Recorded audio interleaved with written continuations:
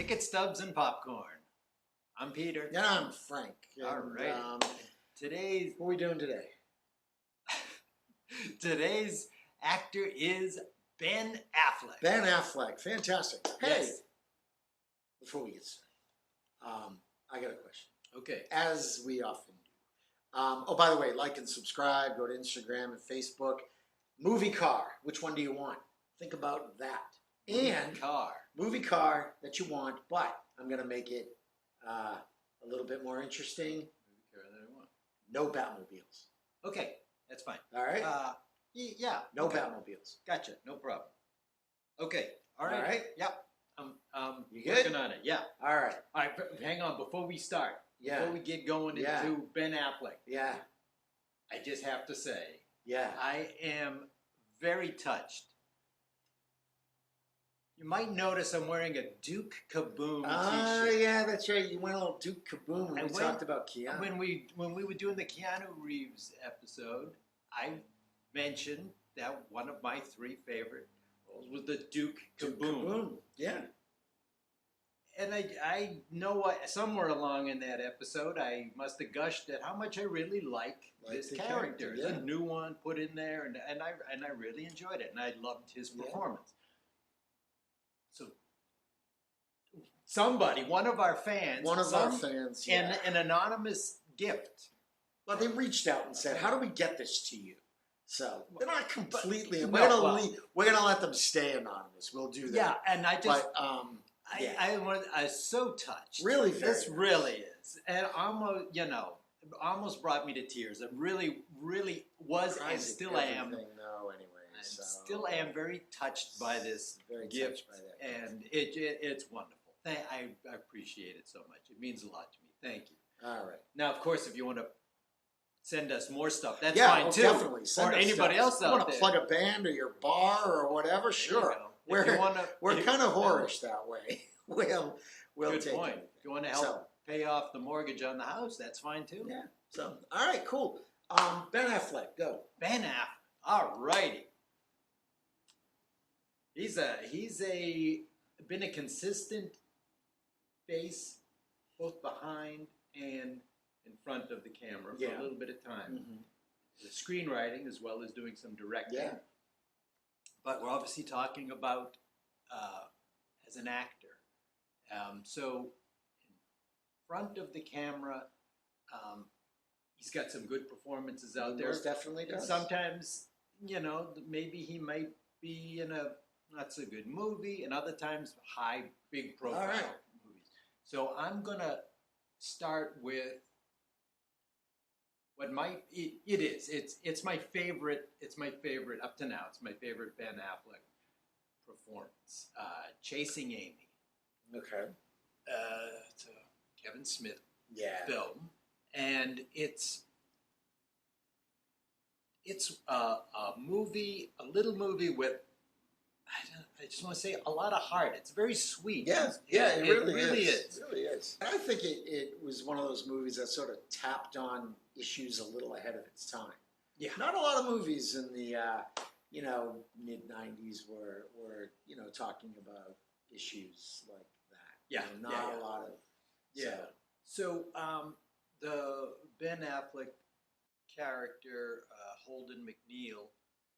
Holden has a very dear, lifelong friend who's also his business partner, played by Jason Lee. And so we've got a great little relationship there. They've got a great wonderful back and forth. A lot of back and forth, a lot of love that's, hidden by the snarky, comments, sometimes sadistic with each other. They've been friends for a long time. Since grade school. It goes back and forth a lot, and that's wonderful. So every time that he's on screen with Jason Lee, it's great. It's wonderful. Now he meets a woman. Oh, he and his business partner are comic book creators, artists, and inkers, drawers, everything. Yeah, there's some debate. There is some debate in there about inking. About Banky's, actual contribution to the process. So it's a creative project. They do a comic book. So they have a comic book, and they within that small community they know and have met a lot of other artists. They go to a comic book convention and they meet a new face, one that they followed the book, but it's the first time that he's met her, and so he meets a woman, and he fairly quickly falls in love He with. starts digging Alyssa. Very Alyssa impressed. Jones. Very impressed with her. Yeah. Not just because she's an artist and good looking, but she seems to have her head on straight. They can talk. So his on-screen performance with her, that's It's more fantastic, chemistry. yeah. Excellent. And this relationship is a wonderful relationship, and it's a caring one, and it's fun. But in terms of what he wants out of the relationship, doesn't exactly jive with what she wants or feels is going to come out of this relationship. So, because she is a lesbian, and the Ben Affleck character still wants to pursue this, hoping that it can be a long-term. yeah. He's kind of naive, thinking that if she just meets the right guy, right, it can still work out with me. It can still work, but it's not. It's not going to work out. And it although seems she does have a big sort of you love who you love, blah blah blah. But still, it doesn't seem like this is going to be a long-term. No, and he's just not able to handle that. Right, he can't do that one, and of course, he gets support, but in a banky sort of way from his friend Jason Lee. So it's just a wonderful movie. Tender, has a lot of heart. Yeah. Brings up a lot of questions, and it's just a wonderful Ben Affleck performance. Great job. He really does. His there's so much just real, or at least to me, feels real, natural chemistry with both of these other two characters. Yeah. Really, just wonderful. So that one's always done. Right. I love the movie, but I love his performance. All right. I love everybody's performance in that movie. But what's next? Wonderful thing. Okay. Second one, I think it was a movie called Hollywoodland. And 2006 maybe, 2005, somewhere in there. Hollywoodland it's mostly based on fact, but it's not completely. There's some fictional things in there, and the only reason I say that there's some because it involves a true life mystery that people just speculate, how did this person meet his end? And so there's variations, and that's the only reason. That's the fictional part of it. But it's based around the Hollywood career of George Reeves, who played the TV Superman. Yeah. So this is going back to the middle 1950s, middle 1950s. And so Ben Affleck is playing George Reeves, who is an actor. His movie career, he had success. He was in some movies, never anything big. Superman was going to be the biggest thing, right? So when he lands this role of Superman, that is his big deal, and that's going to be really, for the most part, how anybody really remembers him is as this character. So the movie starts off at the time of his death, so it kind of goes in flashbacks. But it's the first time, I can honestly say it's the first time I watched a Ben Affleck movie and really kind of forgot that was Ben Affleck on the screen. I was able to believe that was George Reeves on the screen. So that I liked, and then there's other stuff within George Reeves' life where he's having an affair with the wife of a very high positioned and very powerful person within the movie industry and at studio. And so then, there's that, and then the fact that he dies possibly at his own hand. No, maybe not.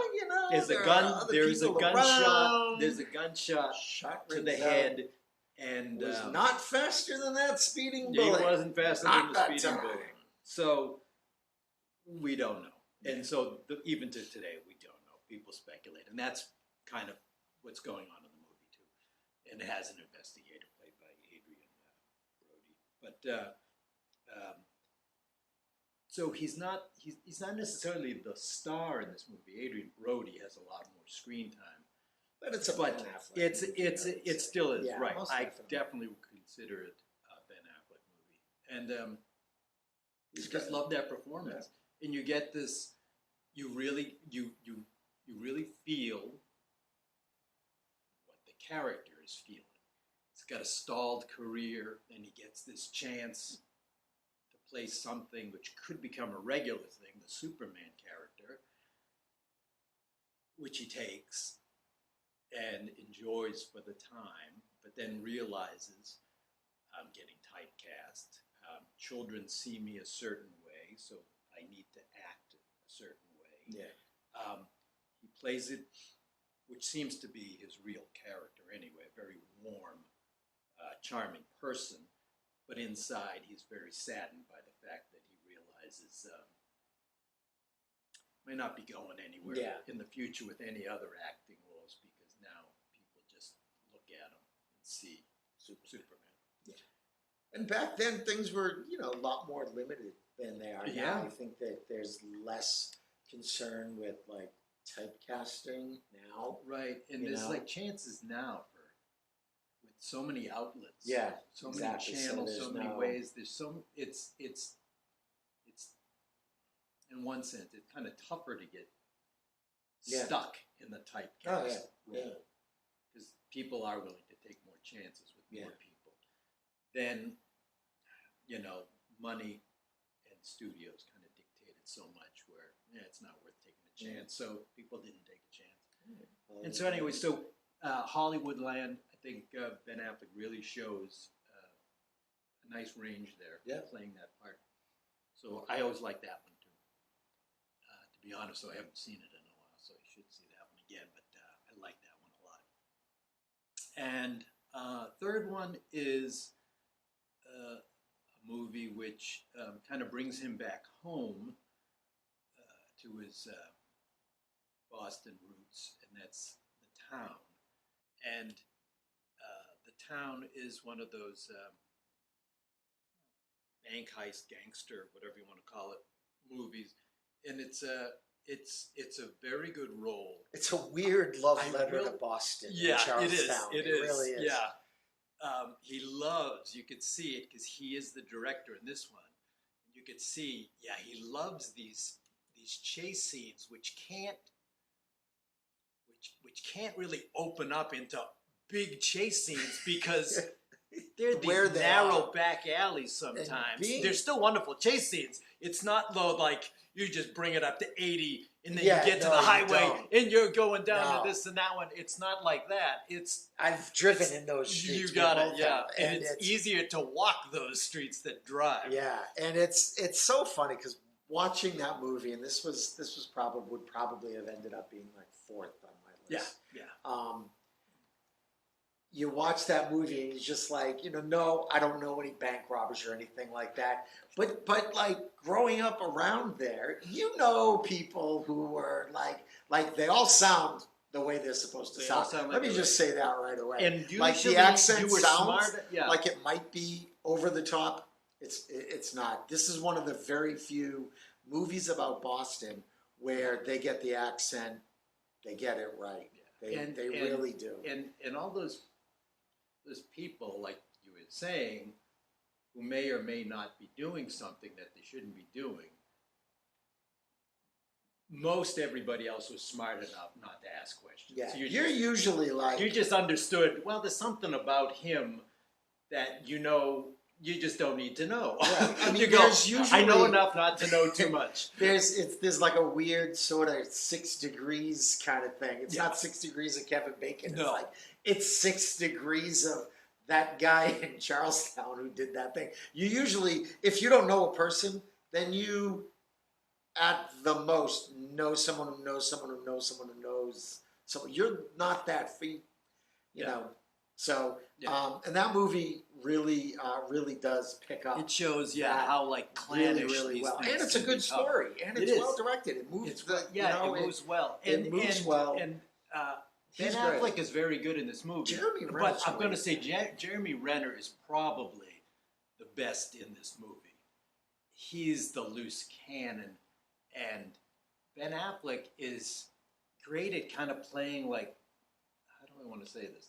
He's like the smartest guy in their gang. Room, yeah, smartest guy at the heist. He knows like what should be done. He knows what preparation needs to be done. He knows what people he needs to grease palms with for the time being to make something else happen. And then he's trying to keep the Jeremy Renner character from not doing silly and stupid things, but it still happens anyway. But he also knows that this can't go on forever, and Definitely nobody else in his circle is looking more than like 2 next feet Friday. in front of them. Yeah, exactly. You know, they're just looking at the next thing. Yeah. And so he realized that, you know what, there's a limited shelf life for people like us, and he wants to get out. So he wants to get out. He wants to make a start, and then because of something stupid that Jeremy Renner did earlier in the movie, he has to follow a witness around, or a potential witness around, a little bit, and then of course what she knows. We're not sure, is he just playing her, but then he is falling in love with her too, and so that's kind of interesting. And then how he wants to get out, and she wouldn't mind her own little fresh start with her own stuff. Those scenes had run the risk of kind of slowing the movie down, because all like the heist stuff and the gang stuff and the investigation stuff. So, you know, John Hamm is fantastic. It's really, really amped up. Yep. And then you would think that, okay, now we're going to get into the lovey-dovey stuff. It's it could drag it. Grind it to a halt, but it really doesn't. No. And I think that says a lot about him as a director and as an actor. Yeah. He maintains a really great chemistry. Yep. I just, And he had a good eye for his surroundings, because that's what he grew up with, and that's what he's familiar with. And so that was just the one. And I loved that performance, because it showed also he can be not just, we'll say, the superhero, which he has done on one side. He can be the bad guy who's not necessarily a bad person. And it's like, he's the bad guy with the heart of gold, and that trope can get a little annoying. Right.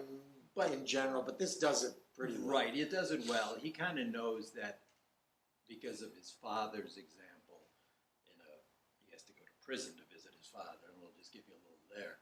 But he knows, right? The shelf life of this career is not long, and he is trying to make a break of it and plan ahead to make his big move. Yeah. Anyway, so I enjoyed that one. So that was my third one.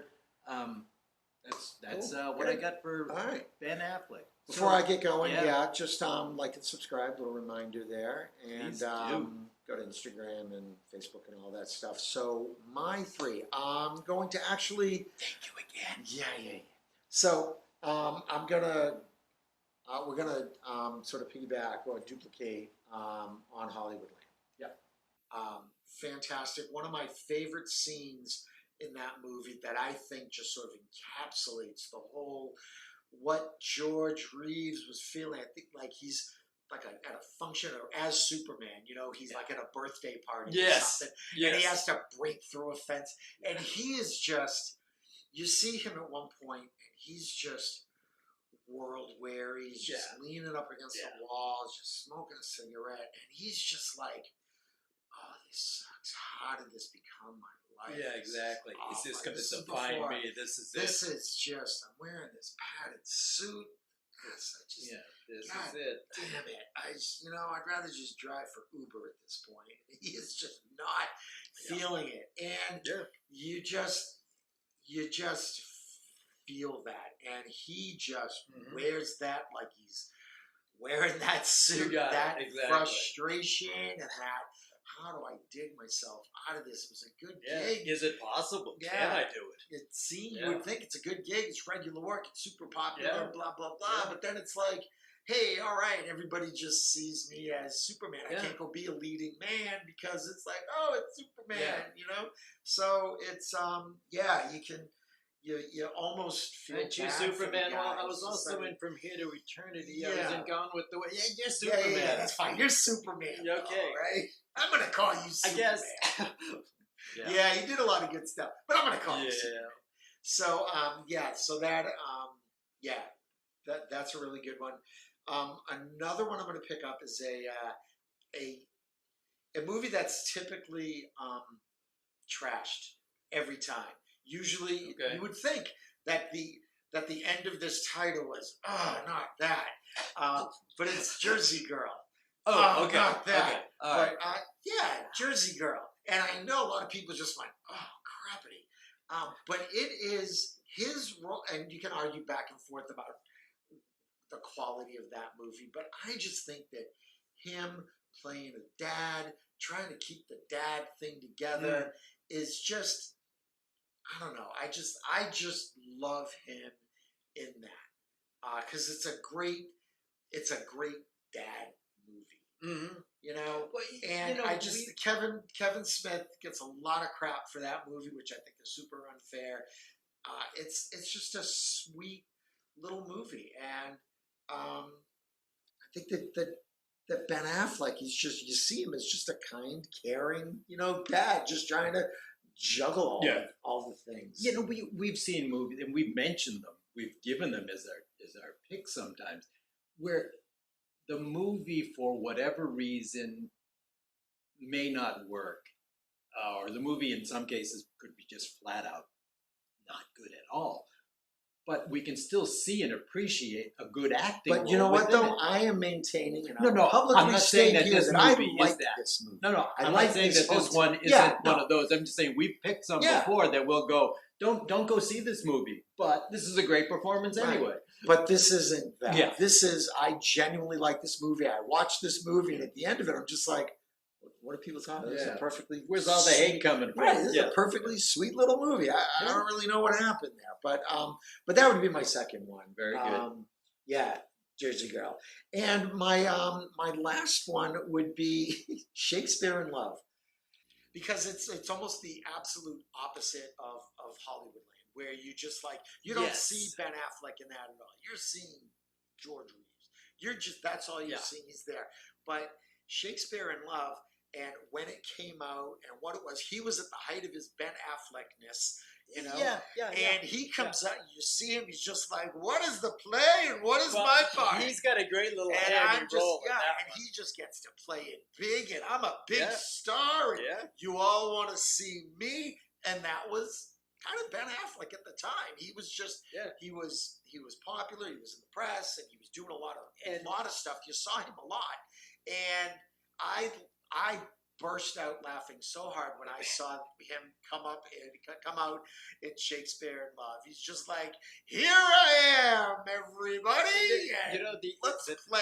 The thing which always kind of rings true too is, it doesn't matter if it's like a kindergarten, school show, if it's something like going back to this, Elizabethan Old Globe Theater Network with those troops. Doesn't matter if it's now, doesn't matter what country you're in. There's always a man or a woman who is like that because that's what they are. They're on stage. That's what it is. When you think, no matter, again, if it's a kindergarten play or there's a always somebody multi-million dollar blockbuster kind of thing, it's like, hey, I get to go play make-believe today. Yeah. And I love... Party can start. I'm here. Yeah, I love actors who who have that enthusiasm for not just their role, not just a particular project, but for just like, yay, I'm going to go. Spreading joy. I'm going to have a good day. Not even the spreading joy, but just like, I'm going to go play make-believe. I get to play dress up, and I get to go do this.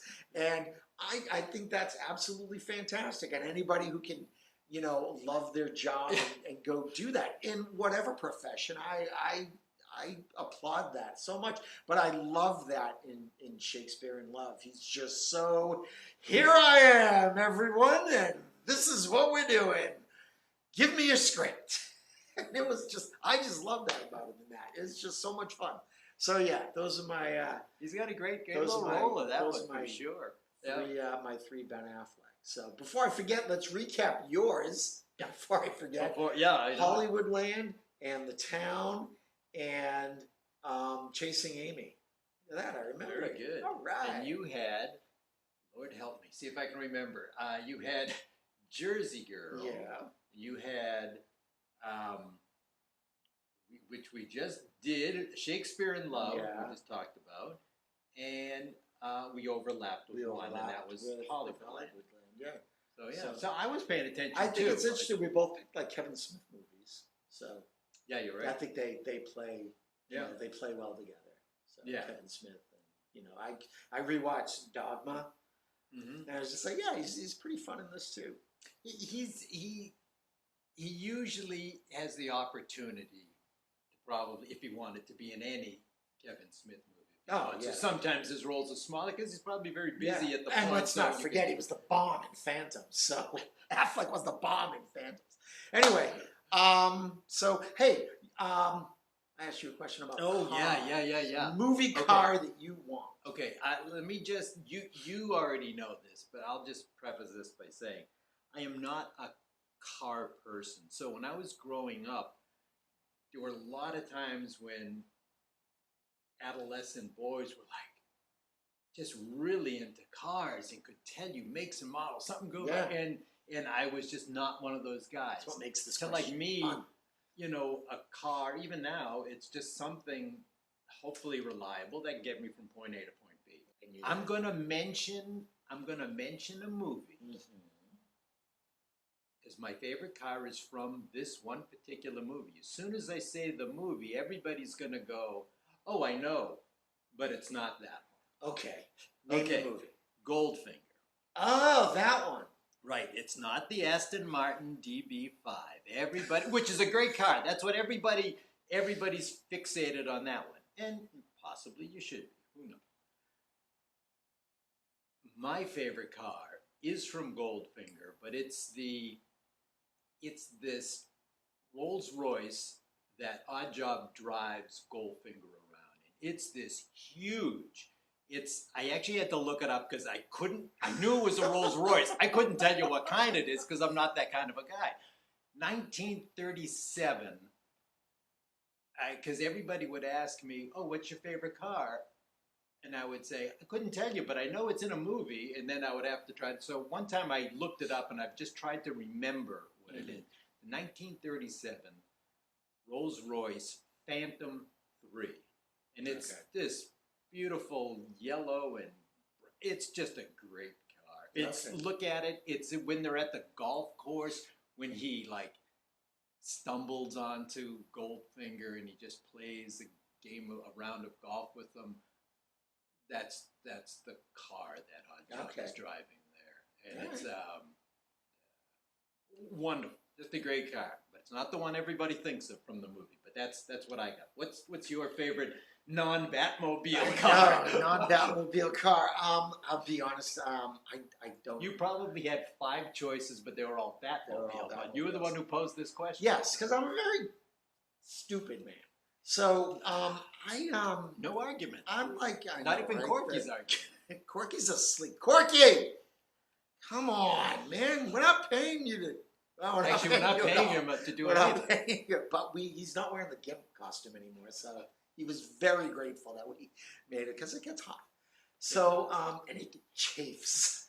You don't breathe very well either. Not at all. Oh, Corky. So I would probably say, God, you know what? I really don't even have a good answer for this. You posed the question. I know. And it was kind of a whim for me to say, not the Batman. And then you realize, why the hell did I say that last But my favorite, but the thing is, though, it's not from a movie. Okay. Well, what you got? But it's the car that David Duchovny drives in Californication. It's just a black Porsche convertible, and it's got a headlight out. And what it is, a Porsche is a gorgeous car. It's a luxury car, but the way he treats this car, it's kind of beat up. I didn't watch the series, but I know of the series. But it's kind of beat up, but it just looks like a very kind of a comfortable car.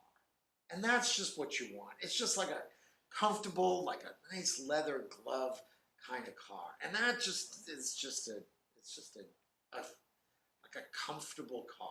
That's all. That's all I want is a comfortable car. That's all you want is a comfortable car. That's all I want. Yeah. So anyway.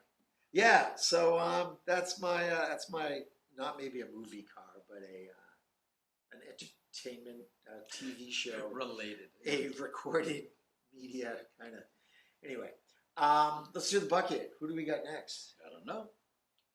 I got the bucket. That's about all I got right now. That's all we got. So, alrighty then. Let's.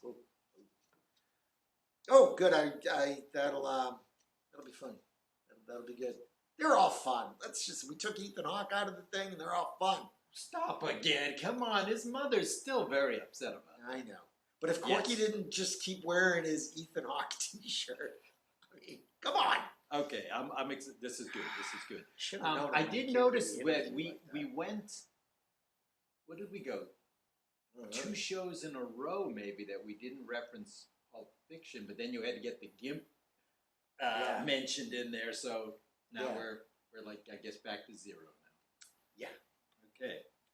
Anyway, folks, thanks for watching Ticket Stubs and Popcorn again. If you would, well, thank you again for giving him something to wear, because otherwise this episode was going to be super weird. Yeah, not cool. What else? Yeah, like and subscribe if you would. That'd be super cool.